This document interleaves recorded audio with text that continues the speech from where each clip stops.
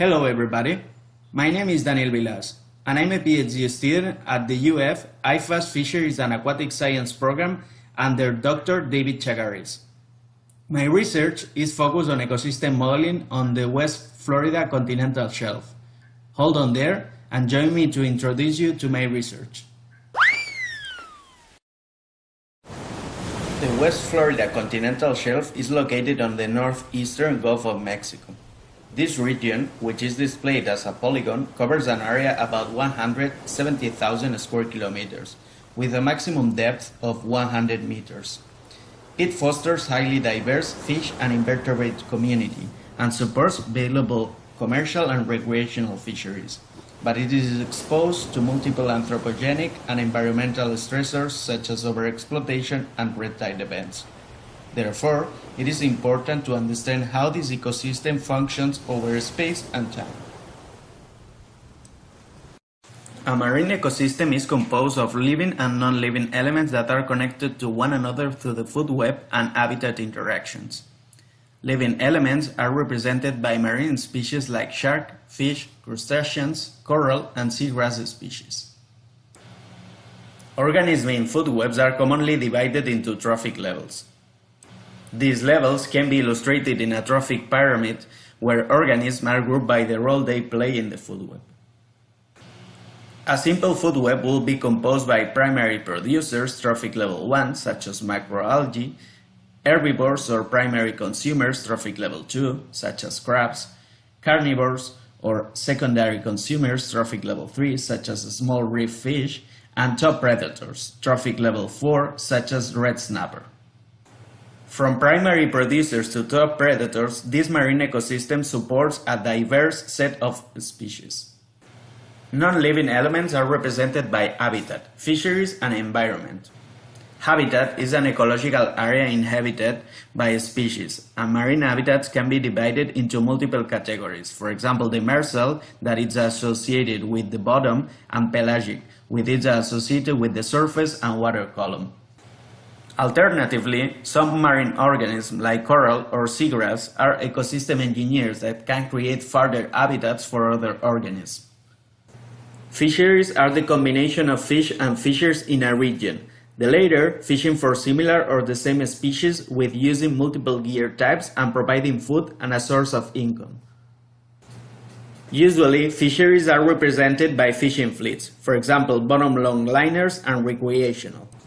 The environment is represented by external conditions that affect marine organisms, like seawater temperature, depth, or salinity. Marine ecosystems are increasingly being threatened by environmental anthropogenic factors such as climate meteorology, habitat alteration, and overfishing. Ecosystem impacts, whether induced by fishing or environmental change, typically arise through predator-prey interactions. Removing predators can cause an increase in the abundance of their prey and a decline in species to trophic levels below them, a phenomenon known as a trophic cascade. For instance, overfishing on red snapper may potentially cause an increase on some demersal fish species, a decrease on crustacean species, and an increase in macroalgae, and so impacting the whole food web. Additionally, removing red snapper may cause an increase on competitors, such as other snapper species. Marine ecosystems are complex systems, and to better understand and assess them, researchers develop multiple tools to integrate all components and interactions that affect and drive these systems. Nowadays, scientists use these tools to predict how marine ecosystems are going to react or be affected by multiple future scenarios, such as an increase in seawater temperature.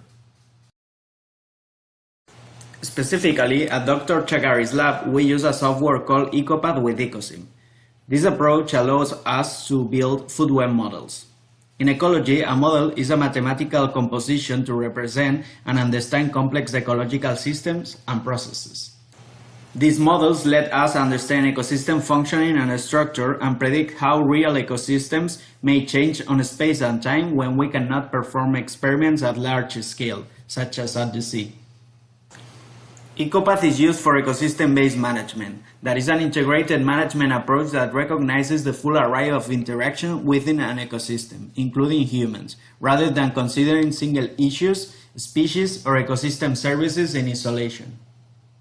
Ecosystem-based management allows for consideration of resource trade-offs that help protect and sustain diverse and productive ecosystems and the services they provide.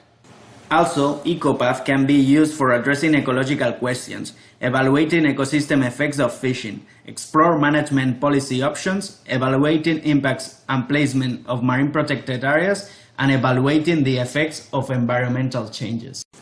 As an example, at Dr. Chagari's lab, we are developing a spatial temporal model in Ecopath, also called Ecospace, for the West Florida shelf to investigate multiple management options as well as considering red tide impacts.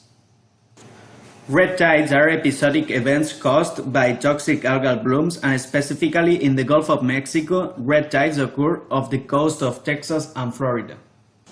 The mortality rate associated with red tides can be substantial on certain fish species, including valuable grouper species, and so this may play an important role in ecosystem modeling.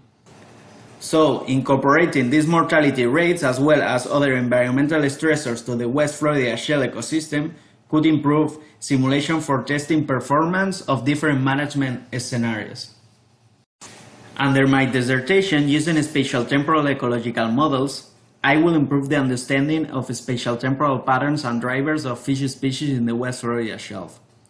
I will disentangle how can we rebuild multiple fish populations that interact among them, for example, sharing food resources. I will predict sustainable fishery management for multiple reef fish species. And I will assess uncertainty on these spatial temporal ecosystem predictions.